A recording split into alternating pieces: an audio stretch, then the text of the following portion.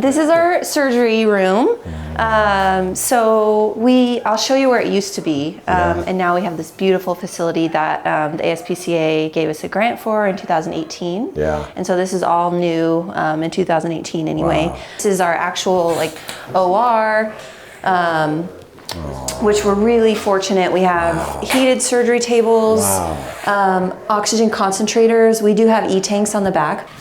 Scavenger system, so it sucks out all the excess for us. But yeah, state-of-the-art anesthesia machines, dual tables because we do high volume. So we're just boom, boom, boom, boom, boom, back to back to back. Which I love. We live for it. It's what we love to do. We do a lot of dentals on all in-house animals. And then we do it for volume partners too. So we do spay neuter for places as far away as Tri-Cities, Pendleton, and we make sure that their animals get dentals too if they want. I mean, it's not free, there's a charge. We use recovery beaches, so these are what we call beaches, and they lay out and they're heated, and we recover the animals on those. But we have a nice ultrasonic instrument cleaner over there, and then instruments come over here, and our volunteers and staff wrap packs. We have our own autoclave, which is really nice. Pharmacy. How did you get? I'm blown away by what you have available, and so you got the grant from ASPCA. Yeah, this whole thing was from ASPCA. It was just the dental machine that was from PetSmart. Got it. And then, but that's not something. I'm just not used to hearing ASPCA help a shelter out like that. Well, we're part of the Northern Tier Shelter Initiative, or NTSI. Are you familiar with that at all? And it's just certain states. And so that was through NTSI that we applied for that grant, and we received it, and it was life-changing for us and for our shelter. I can show you our old shelter or surgery room where we did surgery on bags of dog food and had a anesthesia machine that was 50 years old. The dental machine, this old scaler from a human dentist. So we definitely we were roughing it. Yeah, so they looked at the surgery on the bags of dog food. Let's give them the money. Yes. Yes. Yeah. Wow. And they saw the potential in us to be a resource, not just for our community, but all the local communities. Like a hub. Yeah, and that's why we do spay neuter for public, and we call them volume partners. So the other shelters, anywhere that has a 501c3, we'll do it for reduced cost, even lower than our already low cost spay neuter services. I work from time to time with a center outside of Houston. And they have a vet on board, and their commitment was, our primary goal is to help you keep your animals in your home, because it's a particularly tough neighborhood in terms of socioeconomic access. And then they started to expand because there's the adjacent stuff where we do training support and that kind of stuff. Oh, cool. But it's pretty remarkable when you look at what it actually costs, and then what these people are expected to pay, and then the inherent judgment that comes with people not being able to pay that. Yeah, absolutely. And it gets real sticky real quick. You know? So I so appreciate when a place like yours is able to help people. Yeah. That there's not a barrier to access. Exactly. We agree, and that's part of our mission, is keeping pets in their homes. We don't want our shelter full. We want to keep it empty and have ideally pets staying with their people. And be here for the true strays or the true animals that maybe got out, but then they get reunited. We don't want to have to take animals out of their home. And part of that access to care is preventative care too, which we just kind of relaunched our pet. We call it the preventative pet care clinic, essentially. So that's like vaccines, deworming, microchip, nail trims, simple preventative care things that can really add up at your regular vet. But if they can spend less and get it done here, then maybe they can save up for, using their regular vet for more advanced medical cases or emergencies, things like that. What's up? How's it going? How's it going? I was just in the neighborhood. And just in the neighborhood. I was just walking by from Austin, and I was like, "There's a shelter here. This smells pretty clean." I just cleaned it here. And then I was like, I wonder if there's somebody named Shoni there. So one of the worked out better than I could have imagined. One of the reasons that I want you to meet Shoni is Shoni coordinated our playgroup program. Oh, Until just yesterday, I was doing playgroups and helping with the WSP program and kind of like doing dog socialization. And so like just kind of seeing how like can you interact with another dog, or are you not capable of interacting appropriately with another dog, or if you can but aren't interested in engaging, how can we get you to engage? Like how can I pair you with a buddy to kind of get you to come out of your shell a little bit? I love that. Yeah. I love that so much. Washington State Penitentiary. And there's a program up there where we have different units. If they're inmates can become handlers of the dogs, and then we'll send dogs up there for like training. It is also another useful side effect is it's a really good place for like high anxiety dogs to kind of get de-stressed. They can basically get a break from the shelter life because shelter life is so stressful and it's so hard on dogs that have high anxiety. And so kind of when they're up there with people, they get to see people all the time. Often I'll send them in duos so they'll have a buddy. And then so they'll have people interaction 24/7. They stay with the inmates all the time. And then they get their dog friend as well, so they get to keep up on dog socialization and human socialization. And all of the predictability that comes with incarceration, like everything has to be regimented. Very routine. And they really thrive in that routine. And we have really good units, really good guys up there. Like they do a wonderful job. They really so do. good. I love that so much. And they love it. Such a cool program. The inmates themselves were like, we love having the dogs up here. It's also such a relief for them as well, because they get that break. Like they're like, okay, I see these people every day, and it's just people all the time, and no one can give you that peace of mind like a dog. Like there is nobody like a dog who can just be like, hey dude, I'm here, you're there, what's up? You want to scratch my butt? I'm a little itchy, you can help me out here with those fingers you got. My company's about to launch we just got the green light to launch a pilot program for the Texas juvenile justice system. Actually in my time here, like yesterday, that I got the green light on that, so that was really neat. And so we're gonna start easy, but 6 to 8 weeks, bring a dog in, focus on consent, context, and body language. And a lot of these, and it's particularly for the young men and that are incarcerated, and so I'm really, really looking forward to it. That's really exciting. Over here, I never usually start them on this side, but let's go into Cat Adopt. Yes. I'm sure you guys saw like our front reception area. And this is our cat adoption floor. This area is pretty open to the public. A lot of people like to come in here and visit. It's pretty calm, and we only have maybe six cats here currently. It looks like we have 6. Wow. Which is nice. It's not too crazy, pretty quiet. We'll get a lot more here soon with kitten season gonna start. So we have some community cat rooms that the cats love. They can go outside as well in a catio. And then when we are real full, usually all these cages have cats in them. This is so cool. Yeah, it's a great place to just come and like hang out with some cats in a room and just relax. It's a little decompressing space. Wow. Very different than the dogs when we go back there. It's quite a difference, but yeah. Oh, hi friend. Hi.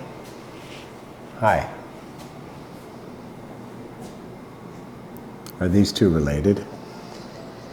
Yeah, there are two those two came in together. And Maxwell and Chamomile must be their names. This is just a nice area that the public come and hang out, and people come in and adopt cats.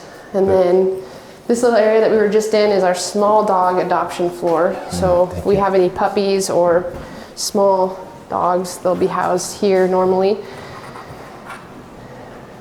Right now we have these set up because we have some puppies that are kind of big. They're borderline being too big to stay in here all day, so they go into a bigger kennel when we're not open for visiting hours, and then they'll come out here when we are to get a little more exposure. So now we'll go into the really fun, loud place. Yes. And I won't probably talk to you because we won't be able to hear what we're going to say. Come over here. Tell me about it. Yes, hi. Come tell me about that. Hi, yes. I'm so glad to meet you. You're so beautiful. How did you get so beautiful? How did you get so beautiful? Huh? How did you get so beautiful?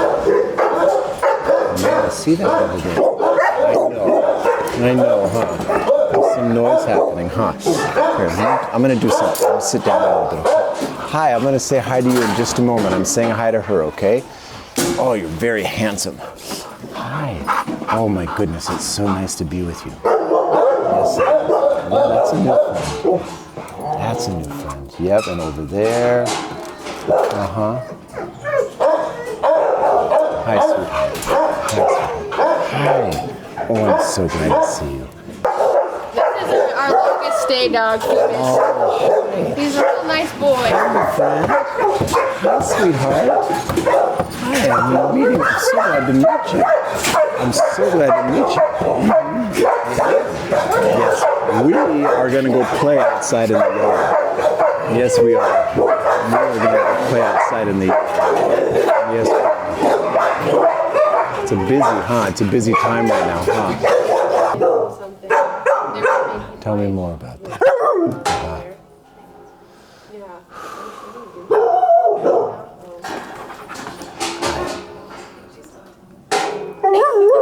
Yeah, I hear you.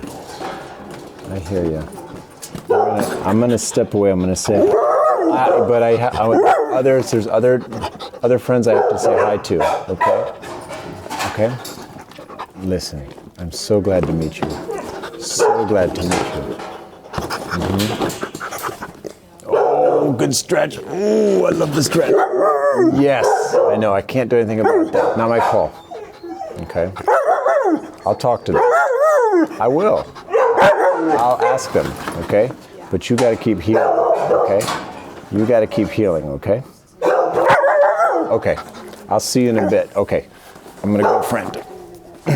Bye, JB. I'll see you later, buddy. Yeah. Oh, that's a good trick. Oh, that's a good trick. There we go. Oh.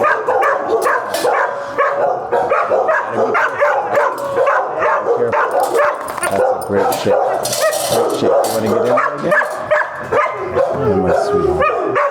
Hi, my Hi.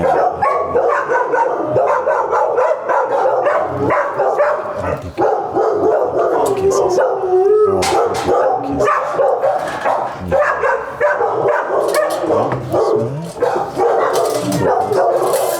That's a neat trick you can do.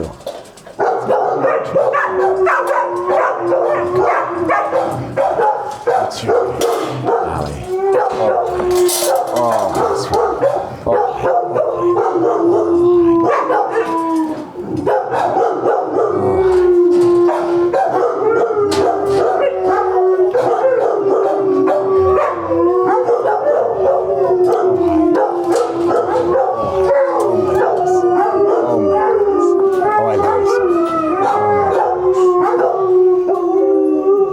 I'm gonna go see. I'm gonna go see some of his friends. Okay. Oh, let's stay super close. Okay. I'm gonna go see some other. So first thing I notice, obviously he's an excitable boy, but first thing I notice is the over-arousal, which looks like jumping up, and part of why that stands out to me is because he actually is not engaging with me. It's an interesting choice since he checked in with he came in with you, Autumn, but he checked in with the other 3 humans, and that what he did was avoid. And I'll tell you how that, in the context, it almost is part of the same pendulum, because the over-arousal, a lot of times, even though the dog is going right to the person, which looks like engagement, the over-arousal is an expression of, I'm feeling too much pressure, So in a case where he's avoidant, which I think is what's happening between he and I think they're really part of the same experience. One's not necessarily better than the other, but it's useful information, and I'm just kind of generalizing right now to get a quick take on it. But it's useful information because if he vacillates between that kind of behavior, that kind of high arousal behavior or avoidant behavior, what it suggests is that he doesn't really know how to feel comfortable in his own skin. He doesn't really know what the in-between is. But depending on who he lands with, he may look like he's not interested, or he may read to one handler like he's not interested, or the other handler might say he loves me. So you see, case in point, he sees two new people. They're known, but the over-arousal behavior, it's muted, but there's the same thing, and then there's the disengagement. Generally speaking, and the yard's super interesting, so I'm not surprised when a dog doesn't say hello, but generally speaking, when there's a new person in the space and the dog's not engaging, it's helpful information. So what I'll start to do is just kind of place myself around him, not to put any pressure on him, but to make myself available, because if there's something about him avoiding me, and I don't think it's about me personally, but if there's something about him avoiding me, that would be good information to have. So there's the dog, so here comes the over-aroused behavior, bop.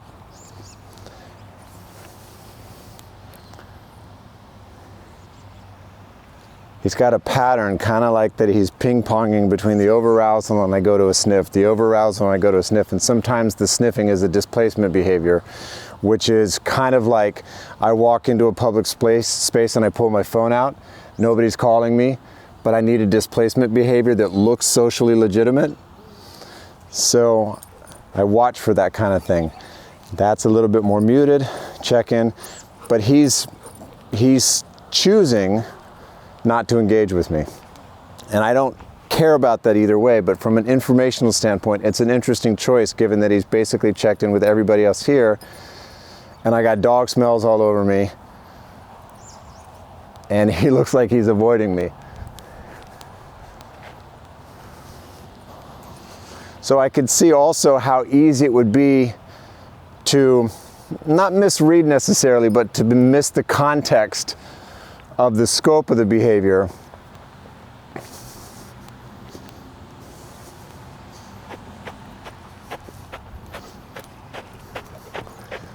Right past me, didn't even stop to smell. Responded to the sound and then bailed out.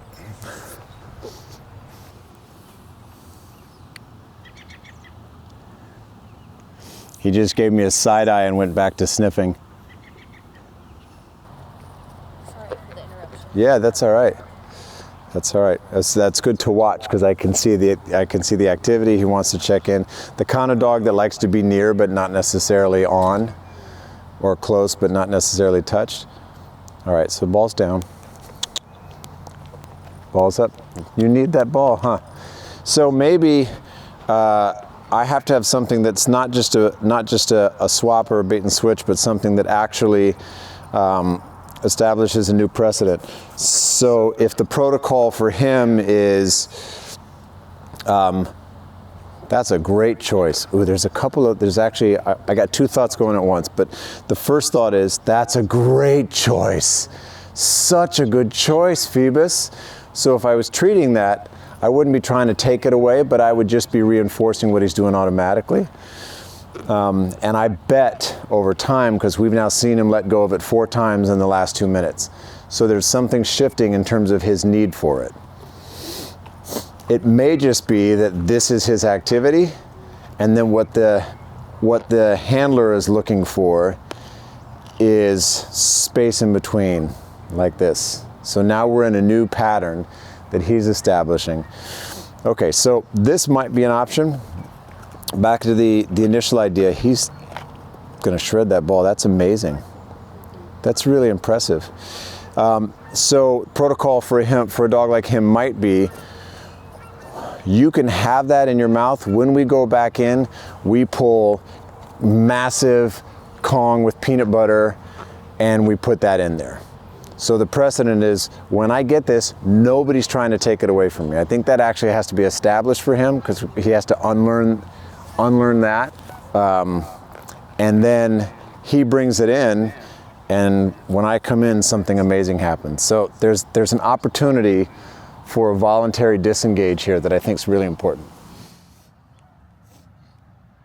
So I think just on the fly here, one thing that seems to be establishing is that the fact that I've not touched this ball at all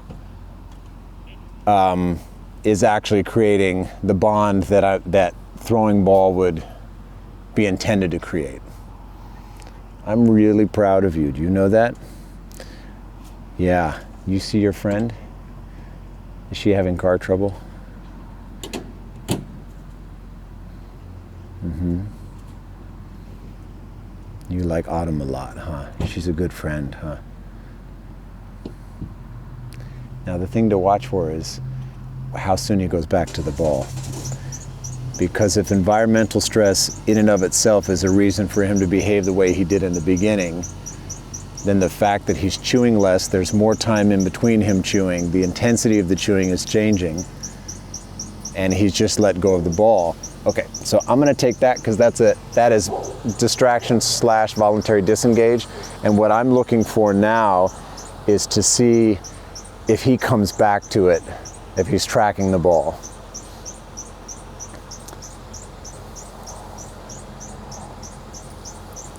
You tell me what you need. Okay, it's right here. It's right here. You're welcome. So if he were mine and I was out in the yard with him, I would probably come in, I'd probably do a lot of disengagement, a lot of staying neutral, just so he's not practicing over-escalation with humans, just so we can get that as a baseline.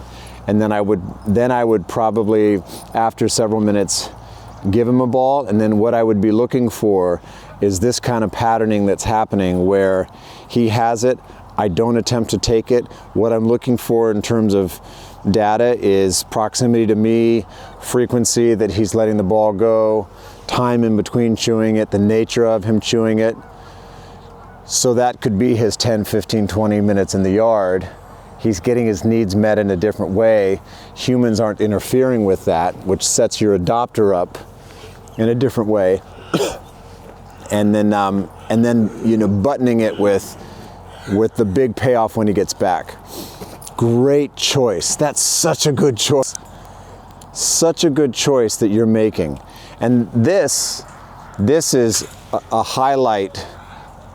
If I'm trying to get him placed, one of the things that he's doing consistently is managing his stress level. I just have to help him. I have to let him manage it rather than me trying to distract him or those kind of things that we might normally do. In light of his feelings about, hi, it's right here. Get that. Oh, that was such a good choice. That's such a good choice you just made. You just made such a good choice. I'm really proud of you. I really am. So what I would probably do with him out here is everything up to this point, and then I'd have food on me, and I would probably only use the food to free shape and capture downshifts from him seeing dogs. So he runs to the fence and he pauses. Yes, treat. He jumps up and then he lands. Yes, treat. Just really simple stuff so that he's choosing to de-escalate and he's getting rewarded for it. And the human interaction is pretty minimal. And there might be some specifics for him about how he receives the treat. I think it's interesting that he's made no physical contact with me at all, which includes like no inclination that he wants to be touched. So if I was thinking about the delivery of the food itself, I'm more likely to toss it and just avoid creating some kind of hyper focus on me. I don't want to get into hand delivery, because then the adopter, they're not going to have a sense of what options to use, and then everything's handsy, and then he's over-escalating, and then it all goes south fast. Hi. So, thank you so much. There we are. There we are. Yeah. Hey, can I give you some pets? Really proud of you. I'm really proud of you, friend. I'm really proud of you, okay? Oh, thank you so much. We're gonna go inside. I got you hooked up. I got a hookup for you, okay? Okay, you ready, love? We're gonna come back this way. I know your ball's over there, but let's go this way. Come on, Phoebus. Somebody lead the way just so I know exactly where I'm going. I know, here we go. Here we go, buddy. Oh, Here we go, this is sweetheart. my dog. Hello, buddy. Okay, Oh, that's a thank you good so much, shake. Frank, and we're headed there from the That's a one. good shake. Thank you. Thank you. Okay. So we take him for small dogs. We're gonna go Okay, straight great. and around. Great. Oh, you're so handsome. Oh, you're so handsome. I feel you. Good choice. Yep. I feel you. Good choice. Oh my goodness. You're getting in that car? Yep. Hang on, friend. Let's go this way. Come on, sweetie. Oh my goodness. Okay. I'm gonna give you the line. We'll deal with walking at another time. That's better for you.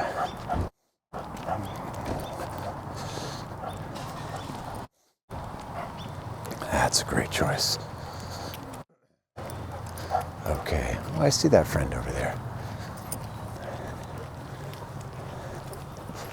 Yeah. Copy that.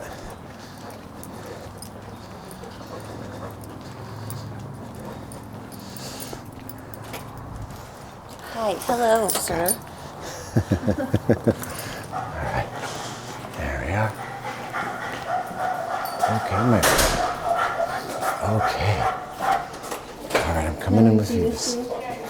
All right, coming in with Phoebus. Coming in. Come here, sweetheart. I'm keeping you on this side, okay, friend? Right There we here are. on this open one. Great. Oh my goodness. Oh my goodness. Okay. So that's it. So I think we have our protocol then. That's amazing. Yeah, super cool. Can you do that with all of our dogs? Oh yeah. Yeah.